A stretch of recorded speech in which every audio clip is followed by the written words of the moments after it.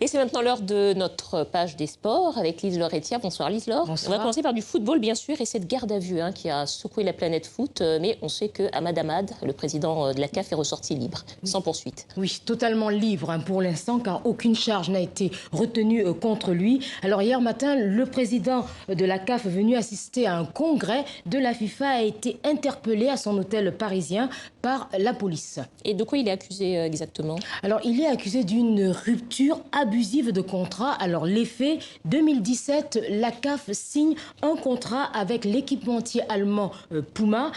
Contrat qu'elle va rompre quelques mois plus tard au profit d'une société basée en France qui, elle, travaille avec un autre équipementier, Adidas.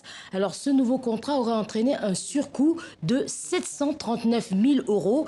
Puma va alors réclamer à la CAF une compensation de 100 000 $. La CAF refuse de payer et selon l'ex-secrétaire général de Ahmad Ahmad, le patron a favorisé une société française dont il serait proche, accusation que Ahmad Ahmad réfute pour l'instant. Bon, en tout cas, Ahmad Ahmad, ce soir, on imagine qu'il était au début du mondial féminin puisque la France, pays organisateur, affrontait en ouverture la Corée du Sud. Oui, la Corée du Sud et c'est très bien parti pour les Bleus qui pour l'instant mènent 3-0. Les Africaines, elles, entrent en lice demain. On aura donc un Espagne-Afrique du Sud et un Norvège-Nigeria. Tout de suite, la présentation des équipes africaines.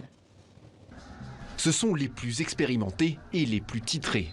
Les Super Falcons du Nigeria ont participé à toutes les Coupes du Monde féminines et dominent le foot africain depuis près de 30 ans avec 11 titres continentaux. Mais sur la scène mondiale, elles n'ont atteint qu'une fois les quarts de finale en 1999. Coachées par un sélectionneur suédois depuis 2018, elles vont en France pour faire mieux, malgré un groupe relevé où figurent le pays hôte, la Corée du Sud et la Norvège. On veut sortir des phases de groupe et ensuite on verra. Pour le Cameroun, c'est la deuxième qualification en Coupe du Monde.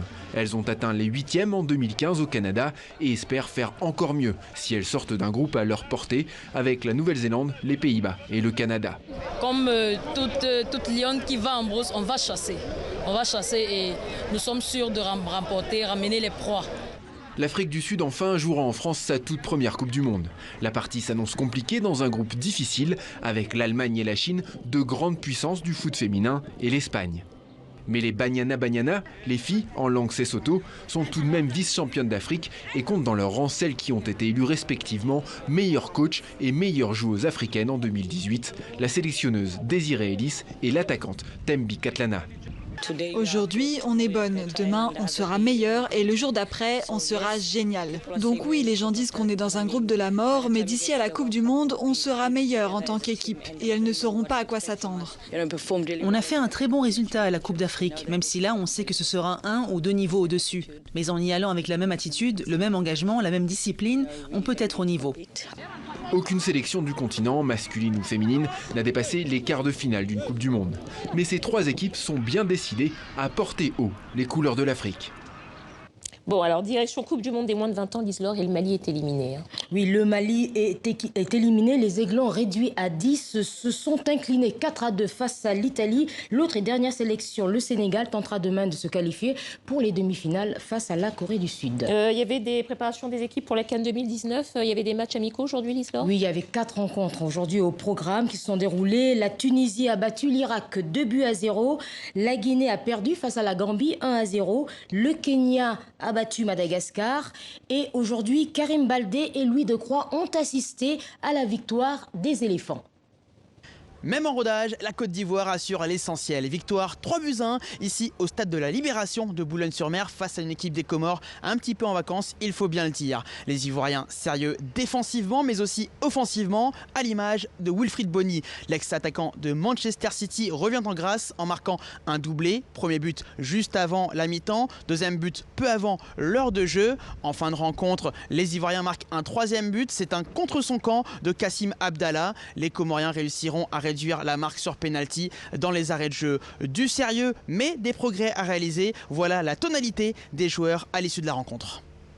On a montré un beau visage, c'est déjà pas mal. Après, faut pas oublier qu'on revient de vacances aussi pour certains, donc on n'a pas encore les jambes à 100%. Donc je pense que c'est déjà de bon augure pour la suite. On y va pour remporter le titre. Sinon, dans ce cas, ça sert à rien d'y aller.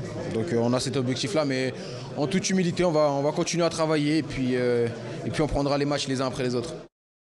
Si le capitaine Serge Aurier est de retour après la Ligue des Champions, a joué toute la partie, ce n'est pas le cas d'autres joueurs majeurs et attendus comme Nicolas Pepe qui est resté sur le banc de touche. Les Ivoiriens étaient 27, ils ne seront plus que 23. Le sélectionneur Ibrahim Kamara annoncera la liste définitive en vue de la CAN dimanche avant un départ vers les Émirats pour la deuxième partie de la préparation. Voilà, et juste annoncer que la France mène désormais au Parc des Princes 4-0 face à la Corée du Sud. Merci beaucoup Lise-Laure, à demain.